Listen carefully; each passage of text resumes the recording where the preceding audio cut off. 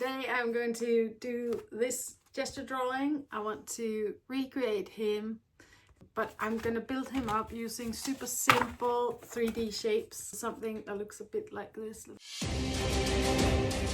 And then adding the mess and the chaos at the end might make it easier for you to understand my process and really be able to follow and do something a little bit similar yourself.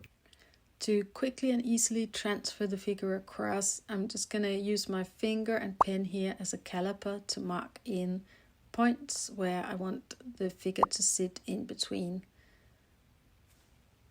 As I want my new figure to end up the same sort of size, I just find this speeds up the process massively, and just avoid placing the figure wrong, because I never seem to get over that ability to place the figure off to one side, so this will help me out. Now that I've got the space for the figure to sit inside, I want to get that sort of sway. There's a slight arch in his body from the top of his head all the way down to his feet, and I'm just gonna give myself that movement line first of all. I'm gonna use a soft sponge tool, and I'm just going to block in some really simple geometric shapes. I want to start with a box shape for the chest today. So I see his chest is kind of, could be broken down into a very simple box like this. And then his pelvis, because using these sorts of shapes also really helps determine the direction of the figure. So his chest is facing upwards, but his pelvis is angled slightly downwards. So I'm going to look at that angle and put another box in here. So I'm kind of just building him in Lego, imagining these little Lego blocks, these little Lego figures. For the abdomen, I just like to put in a sphere to illustrate to myself that this figure can tilt and the top and bottom can all move in all directions around this point. And while I go as well, these boxes kind of offer me a little bit of information in where to shade and where and how to shade it. And because I'm using a soft tool, it sort of happens automatically. Where the chest is facing up and out, I want it to be lighter, so I'm just using lighter touches, trying not to be too heavy, getting any too much outlines happening and stuff like that. I don't normally draw like this, but I thought it would be fun today just to kind of give you something you can work with, and you know, you can translate it if you want to do other sorts of figures as well. But I'm giving him little spheres for the joints. So there's one for each hip, and there is one for each shoulder. I also like to put a little sphere in for the neck. And we've got that lovely little triangle that just with a simple plane here, triangle, you get the illusion of the chin being raised. I'm gonna just hint at the nose and just loosely give him a sphere for the head. The limbs, so I know they come down to here. I want to show you how I put the hands in, and I'm probably going to use something a bit smaller for that. I've got this blending stump, and for the hands, actually let me give him some arms before I do the hands. But yeah, the arms I put in as cylinders, then the joints get a sphere, another little cylinder, and putting in those points with the spheres just help me understand what directions, that there can be a change of direction at that particular point, because of how arms can pivot around their joints. For the hands, what I'm about to do, but I'm just going to use this blending stump and show you. I'm using, just gonna enlarge the hand, and I'm just gonna use a symbol shape, which I googled what it's called, and it's called a trapezoid. I'm using one of those paired with another one, and that gives me a kind of a mitten shape, I would say. And this is just, I can sort of partition one part of this into fingers later on. Then I'm gonna add a bit of a triangle to the side, not completely triangular, of course, more like a trapezoid or a cylinder. And I always envision a bit of a sphere here again for the thumb joint. And I've got other little videos on how I break up the hands into these jointed, into these joints as well. But this is just for a very small hand. I would just use that trapezoid right here and add another one.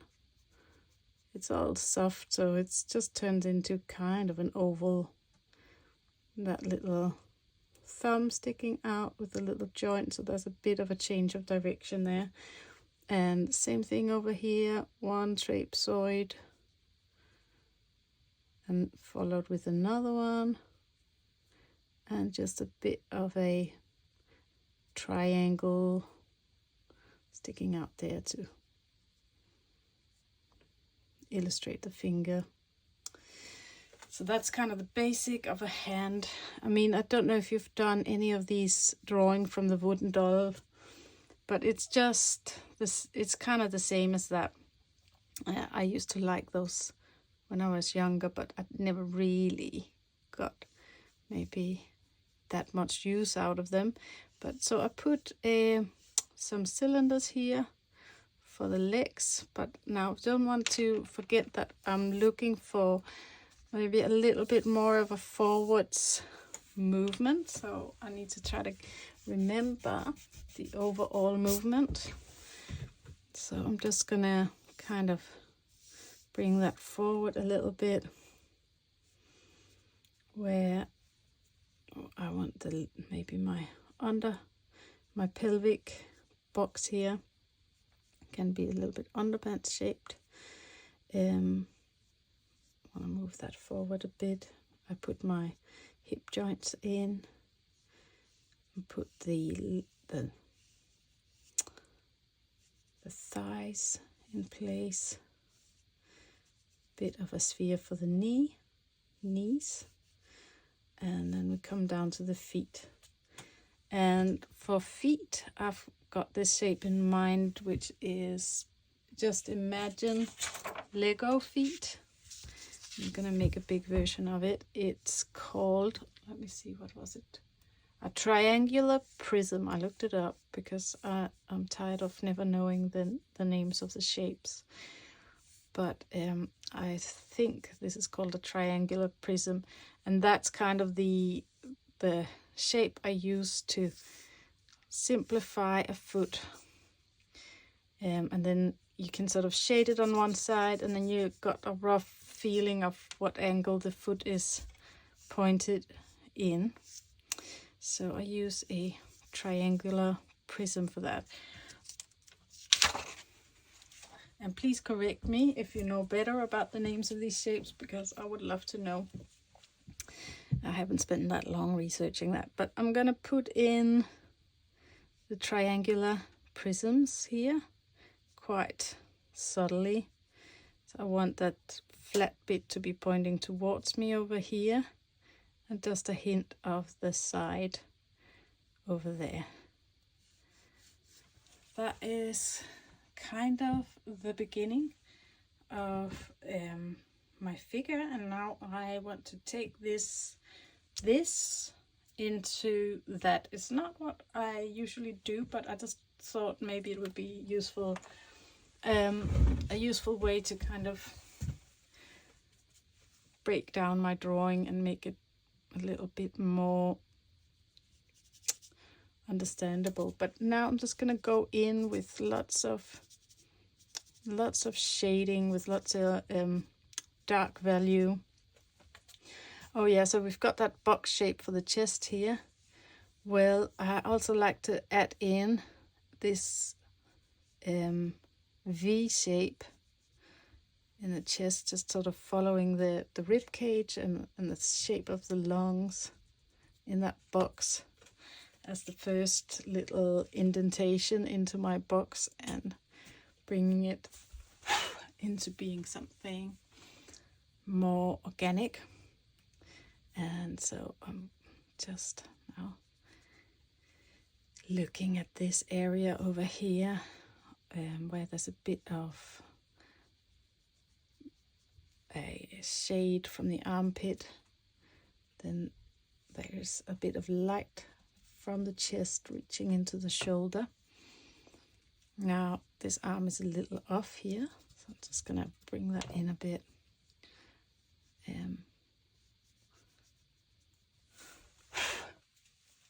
And I'm starting to feel that there's the shoulder joint right there. You've got that sphere. I just want to bring it up a little higher.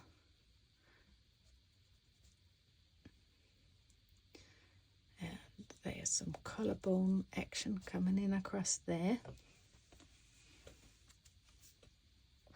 I want to give him a little bit of that, I would call it like motion blur / depth of field going on here around the hair. And I like this little V-shaped shadow right on the neck there, just defining the tendons on the neck. And yeah, if you follow me, I like to bounce around, and so I'm just gonna jump from the neck right down to the abdomen. And one thing I like to do often with the abdomen is that I've got this parting line that I kind of work with in mind, coming all the way up from the middle of the collarbone and just drawing that down into the belly, where the abdominal muscles are partitioned from side to side, and I can just hint at a little bit of muscles in there. Now the chest is a bit bright at the moment, so I'm just gonna dim it a little bit. Excuse me.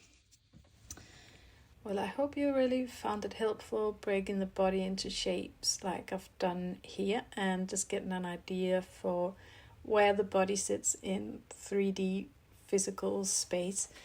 So I'm just gonna speed the rest of the video up here and just let that go a little bit faster. Before you go, I've got a super exciting announcement to make. I've now made drawing lessons bookable on my website.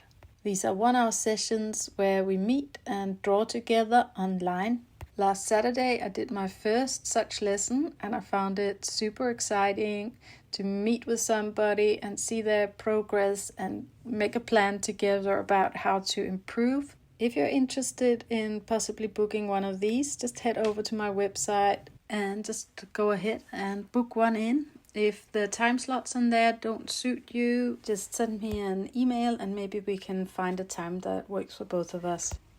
This is something I'll be probably able to do for 1, 2, maybe 3 people. So, don't delay. If you know this is for you, just go ahead and get yourself booked in. Because I think it'll be a little bit limited how much I will be able to do this, but super excited to meet some of you and see where it takes us. As always, thank you so much for staying with me and watching this video. I hope you had a really good time drawing and that you got something good out of this session. Let me know let me know what you think, because getting a little comment from you means the world. I appreciate every single comment I get. And as usual, a like and subscribe goes a long way to helping this channel grow. So, hit some buttons for me. That would be appreciated. But thanks again. Take care and come back for more. Bye.